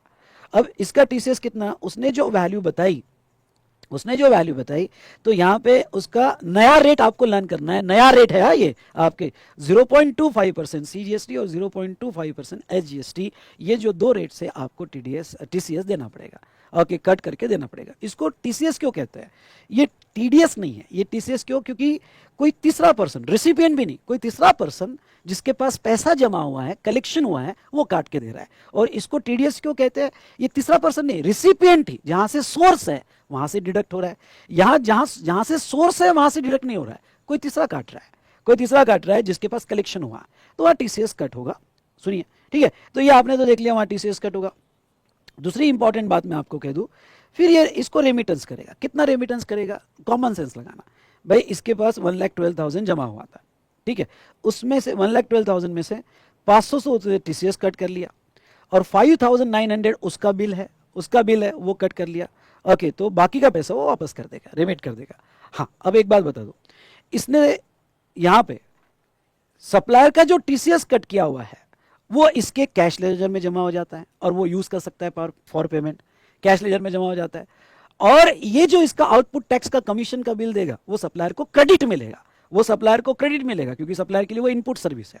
और ये जो टीसीएस का कट हुआ, वो उसके कैश लेजर में जाएगा, और ये उसके क्रेडिट लेजर में जाएगा, 900 rupees. I hope you understood, ये पूरा कंप्लीट मैकेनिज्म मैंने आपको बताया यहाँ पे। तो यहाँ पे नो डाउट, ये जो अगर लाइबिलिटी इसकी 12,000 की है, उसमें से, ओके, यहाँ गलती होगी बेटा, करेक्शन कर लेना, 2,000 नहीं चाहिए, उसमें से 500 रुपीज़, सॉरी 500 रुपीज़ टीसीएस रहेगा, ये कैश लेजर से आएगा। और आईटीसी जो रहेगा, आईटीसी यहाँ पे 900 रुपीज़, आईटीसी यहाँ पे 900 रुपीज़ रहेगा, ठीक है। तो दो अलग अलग है, टीसीएस कैश लेजर में आता है, और ये उसका कमीशन का बिल जो आया वो 900 रुपीज़ का, उसको आईटीसी मिल जाएगा, ठीक है। अब टीसीएस की प्रोविजन का एक चार्ट देख लो, और ये बड़ा इंपॉर्टेंट चार्ट है, ठीक है। अगर ईसीओ है और ईसीओ 95 में आता है, सुनो, ईसीओ अगर 95 में आता है तो वहाँ टीसीएस नहीं कटता है, वहाँ 100% लाइबिलिटी 95 के अंडर में ईसीओ की होती है, वहाँ टीसीएस नहीं कटता है। लेकिन अगर अदर ईसीओ है जो 95 में नहीं आते या 95 के एक्सेप्शन में आते हैं, अगर वो खुद का गुड्स अपने प्लेटफॉर्म से बेच रहे हैं, ओके, खुद का गुड्स बेच रहे हैं, तो तो वहां टीसीएस नहीं कटेगा। अगर वो एजेंट है तो वहां टीसीएस नहीं कटेगा। टीसीएस कब कटेगा, ध्यान सुनना, टीसीएस कब कटेगा, जब सामने वाले, ओके, आप अपने पोर्टल पे, आप अमेज़न अपने पोर्टल पे किसी थर्ड पार्टी का गुड्स बेच रहा है, खुद का नहीं, किसी थर्ड पार्टी का गुड्स अपने पोर्टल पे बेच रहा है, जिसका कलेक्शन उसके पास आ रहा है, जिसका कंसिडरेशन उसके पास आ रहा है। तो दो चीजें, किसी और का गुड सर्विस होनी चाहिए, किसी और की गुड सर्विस होनी चाहिए, वो उसके पोर्टल के थ्रू जा रही है और कलेक्शन उसके पास आ रहा है, पोर्टल वाले के पास, तो ही टीसीएस कट होगा। सर कलेक्शन नहीं आ रहा होगा तो नहीं, फिर तो वो एजेंट हो गया। और कलेक्शन आ रहा होगा किसके पास, ईसीओ के पास, और बाद में वो रेमिट हो रहा होगा। कलेक्शन आ रहा होगा और बाद में रेमिट हो रहा होगा, तो ही ये बंदा टीसीएस काट सकता है। कलेक्शन उसके पास होना जरूरी है। Now every eco not being an agent, agent नहीं होना चाहिए, तो net value of taxable supply पे वो टीसीएस काट लेगा। Net value of taxable supply कैसे निकाली जाएगी, तो aggregate value of taxable supply other than 95 को छोड़ के, ओके, जो सप्लाई है यहाँ पे, उसके बाद में जो रिटर्न है वो डिडक्ट करके तो आपका नेट वैल्यू आएगा, इस पे टीसीएस कट होगा। अब देखो क्या होता है, इस मंथ में अमेज़न ने उस सप्लायर का कितना माल बेचा, 95 वाला नहीं, 95 को छोड़ के जो बचा वो कितना माल बेचा, लेस इस मंथ में कितना रिटर्न आया, फिर कभी भी बेचा होगा कितना रिटर्न आया, वो डिडक्ट करने के बाद जो बचा उस पे टीसीएस आएगा। लेकिन अगर ये निगेटिव होगा, नील या निगेटिव होगा, तो टीसीएस नहीं कटेगा और ये मंथली बेसिस पे होगा। Okay, TCS in case of service notified under 95। अब ये इसका मेरा क्या कहना है, मैं आपको ये बता दूं कि जो 95 के एक्सेप्शन में आता है, ओके, जहां 95 अप्लीकेबल नहीं है, कहां कहां अप्लीकेबल नहीं, 95 अप्लीकेबल नहीं है, आपको याद होगा तो renting of accommodation by hotel who is liable to register, वहां 95 अप्लीकेबल नहीं है। House keeping who is liable to registered, वहां 95 अप्लीकेबल नहीं है। या रेस्टोरेंट सर्विस, अगर जिसका अमाउंट, ओके, रेस्टोरेंट सर्विस ऐसे प्रीमाइसेस में है जहां जो स्पेसिफाइड प्रीमाइसेस है, जहां रूम रेंट 7,500 के ऊपर है, या ओमनी बस, आप एक और ऐड कर सकते हो, ओमनी बस अगर सप्लायर कॉर्पोरेट होगा तो, कंपनी होगा तो जहां 95 अप्लीकेबल नहीं है, अगर वो सप्लाई ईसीओ के थ्रू किया तो ईसीओ टीसीएस कट करेगा। मंथली स्टेटमेंट जीएसटीआर 8 में जाएगा, अगले महीने के 10 तारीख को जाएगा, और अगर आप डिले हो जाते हो तो मैक्सिमम 3 ईयर्स में देना पड़ेगा। ओके, आपने जैसे ही जीएसटीआर 8 फाइल कर दिया, किसने, ईसीओ ने, सामने वाले की ई कैश लेजर में जमा हो जाता है। अच्छा देखो, या इनको मंथली भी देना पड़ता है और एनुअल स्टेटमेंट भी देना पड़ता है। हाँ, ईसीओ वालों का एनुअल स्टेटमेंट है, टीडीएस वालों को नहीं। टीसीएस वालों का एनुअल स्टेटमेंट है जीएसटीआर 9B में और 31 दिसंबर को। अब देखो दोनों में फर्क समझना, टीडीएस वालों को रिटर्न वर्ड लिखा हुआ है, इनको रिटर्न देना पड़ता है, इनको रिटर्न नहीं, इनको स्टेटमेंट देना पड़ता है जीएसटीआर 8 में। दोनों में फर्क है, रिटर्न अलग, स्टेटमेंट अलग। और इनको जो है एनुअल स्टेटमेंट भी देना पड़ता है, जबकि टीडीएस में एनुअल स्टेटमेंट देने की जरूरत नहीं है। उसके बाद में रेक्टिफिकेशन ऑफ एरर, अगर कोई मिस्टेक हो जाए तो ईसीओ उसको रेक्टिफाई कर सकता है अगले सब्सिक्वेंट ईयर के 30 नवंबर, और date of annual statement which is earlier. Late fee यहाँ दी है 200 and 100 each every day during which such failure continue, but maximum 10,000। ठीक है, पेनल्टी अगर तुमने टीसीएस नहीं काटा तो सेक्शन 122 की भी पेनल्टी आती है, और जनरल पेनल्टी अप टू 25,000 भी आ सकती है। Okay, general penalty. रजिस्ट्रेशन, अब देखो ये रजिस्ट्रेशन कॉन्सेप्ट क्या है। If ECO required to collect TCS under section 52 and suppliers supplying the goods through ECO liable to TCS are compulsory registered under GST subject to exception covered in section 24। मतलब जो भी supplier ऐसे ECO के through supply कर रहा है जो TCS cut करता है, तो वैसे तो सेक्शन 24 कहता है कि भाई आपको रजिस्ट्रेशन लेना पड़ेगा, पर इसके दो एक्सेप्शन है। पहला, supplier supplying service through ECO liable to TCS under section 95 TCS not applicable if ECO is liable to pay tax, और सर्विस अदर देन 95 होगी तो threshold is available under section 22। ठीक है, मैं समझाता हूं। दूसरा, ECO has obtain a separate registration for TCS through already registered for GST. और next, ECO is required to register for TCS for each state और UT in which supplier listed on their platform are located. पहले ये बातें समझ लो। अब देखो, अगर आप 95 के ईसीओ में हो, सुनिए मेरी बात ध्यान से, अगर आप 95 के ईसीओ में हो तो फिर तो पूरा टैक्स ईसीओ को देना पड़ेगा। अगर 95 के ईसीओ में नहीं हो तो फिर टीसीएस कट करना पड़ेगा, लेकिन उसमें भी सप्लायर को थ्रेशोल्ड मिल जाता है। सप्लायर को थ्रेशोल्ड मिल जाता है क्योंकि 95 का है ही नहीं, तो सप्लायर को थ्रेशोल्ड मिल जाता है। तो सप्लायर को अगर थ्रेशोल्ड मिल गया तो वो केस में अनरजिस्टर्ड पर्सन है और वो ईसीओ के थ्रू दे रहा है, तो इसमें रजिस्ट्रेशन चैप्टर में पढ़ा होगा, कुछ एक्सेप्शन है, वो बाद में देखेंगे। सर नहीं समझा, रुक जाना, मैं रजिस्ट्रेशन चैप्टर में लूंगा, अभी रुक जाना। ठीक है, उसके बाद में ईसीओ को सेपरेट रजिस्ट्रेशन करना पड़ता है फॉर डिडक्शन ऑफ टीसीएस। तीसरा, हर स्टेट में उसको रजिस्ट्रेशन करना पड़ेगा जो स्टेट का वो सप्लायर अपने प्लेटफॉर्म पे रजिस्टर करवा रहा है। हर स्टेट में, ईच स्टेट में रजिस्ट्रेशन लेना पड़ेगा। फॉरेन ईसीओ होगा तो foreign ECO not having place of business in India will liable to TCS where supplier and customer in India and shall registered in each state. अगर कोई foreign eco है और supplier recipient India के पर platform foreign eco का है तो उनको भी रजिस्ट्रेशन लेना पड़ेगा या उनके रिप्रेजेंटेटिव को इंडिया में रजिस्ट्रेशन लेना पड़ेगा फॉर डिडक्शन ऑफ टीसीएस। और नॉन अप्लीकेबिलिटी, अब नॉन अप्लीकेबिलिटी ये समझ लो कि टीसीएस कहाँ काटने की जरूरत नहीं है। If supply is not liable for registration, ECO is not required to collect tax. अगर सप्लायर यूआरपी है, अनरजिस्टर्ड पर्सन है, तो फिर वहाँ टीसीएस कलेक्ट करने की जरूरत नहीं है अगर वो अनरजिस्टर्ड है। एग्जाम सप्लाई में नहीं। Composition tax payer can not make supply of service through eco. हमने कंपोजिशन में देखा था कि 10(2) की वन ऑफ द कंडीशन है कि अगर आपको कंपोजिशन स्कीम लेनी है तो आप सर्विस सप्लाई नहीं कर सकते ऐसे ईसीओ के थ्रू जो सेक्शन 52 में रजिस्टर्ड है। गुड सप्लाई कर सकते हो, क्या नहीं कर सकते हो? सर्विस। इंपोर्ट ऑफ गुड्स और service as it covered in RCM, वहां नहीं लगेगा। Supplies own product through own website, खुद के प्रोडक्ट पे टीसीएस नहीं कटेगा। और goods purchase from different vendors and then sold, या आपने परचेस करके सेल किया अपने प्लेटफॉर्म पे तो टीसीएस नहीं कटेगा। टीसीएस कब कटेगा? जब आपने किसी और का गुड्स अपने प्लेटफॉर्म पे या सर्विस अपने प्लेटफॉर्म पे रखी और वो सेल किया और उसका आप पोर्टल फीस या कमीशन ले रहे होगे और कलेक्शन आपके पास आ रहा होगा तो ही टीसीएस कटेगा। उसके बाद में TCS by tea board, seller, tea producer, auctioneer. Okay, तो जहां तक है टीसीएस दोनों केस में कटेगा, सेलर का भी कटेगा और ऑक्शनियर का भी कटेगा। सेलर का नेट वैल्यू और ऑक्शनियर का on net value of supply of service. Seller का टी अमाउंट पे कटेगा और यहाँ सर्विस अमाउंट पे कटेगा। मल्टीपल इश्यू हो गए, स्टार करना। अगर मल्टीपल इश्यू हो गए मतलब क्या? समझ लो यहाँ पे सप्लायर है, ईसीओ 1, ईसीओ 2 और रिसिपिएंट है। अब होता है मल्टीपल इश्यू होता है कि भाई आपने मेक माई ट्रिप पे बुक किया, मेक माई ट्रिप ने होटल बुकिंग को दिया, होटल बुकिंग सप्लायर के साथ कनेक्टेड है। तो ऐसे केस में कौन टीसीएस काटेगा? तो ऐसे केस में जो सप्लायर से कनेक्टेड इश्यू है, आई रिपीट, जो सप्लायर से कनेक्टेड इश्यू है वो टीसीएस कट करेगा। ओके, दूसरा वाला इश्यू यहाँ पे टीसीएस डिडक्ट नहीं करेगा।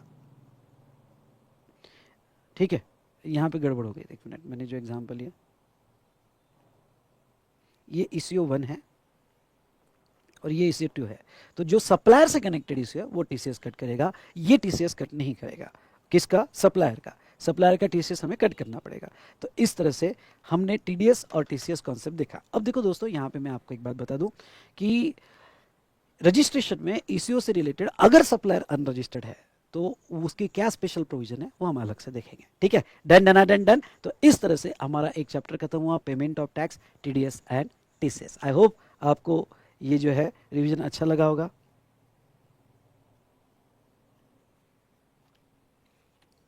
तो चलिए दोस्तों, अगर आपको ये रिवीजन अच्छा लगा तो देर की इस बात की, फटाक से क्वेश्चन लो और क्वेश्चन के क्वेश्चंस खुद ट्राई करने की कोशिश करो। मैं आपको ये कह रहा हूं कि देखो, रिवीजन में कॉन्सेप्ट रिवाइज करके अगर आप क्वेश्चन खुद सॉल्व करते हो तो वो कॉन्फिडेंस अलग से ही बूस्ट हो जाएगा। आप फाइनल लेवल के स्टूडेंट हो, स्पून फीडिंग मत करना कि भाई ये भी रिवाइज करवा दो, क्वेश्चंस भी रिवाइज करवा दो। बेटा क्वेश्चन रिवाइज करो, फिर सेल्फ क्या बचा। इसलिए मैं ये कहना चाहता हूँ कि कॉन्सेप्ट को रिवाइज करना ये एक टीचर का काम है, लेकिन वो कॉन्सेप्ट के एप्लीकेशन करना, उसके क्वेश्चंस देखना, खुद ट्राई करना, ये रियल आप एज अ स्टूडेंट का काम है। और जो ये करेगा वो इतना कॉन्फिडेंट होगा, याद रखना मेरी बात, कि वो अच्छा स्कोर ला पाएगा। चलिए दोस्तों, आपको अगर रिवीजन अच्छा लगा होगा तो फटाफट यहाँ पे लाइक कीजिएगा, कमेंट्स दीजिएगा और ज़्यादा से ज़्यादा ये वीडियो शेयर कीजिएगा। Thank you so much.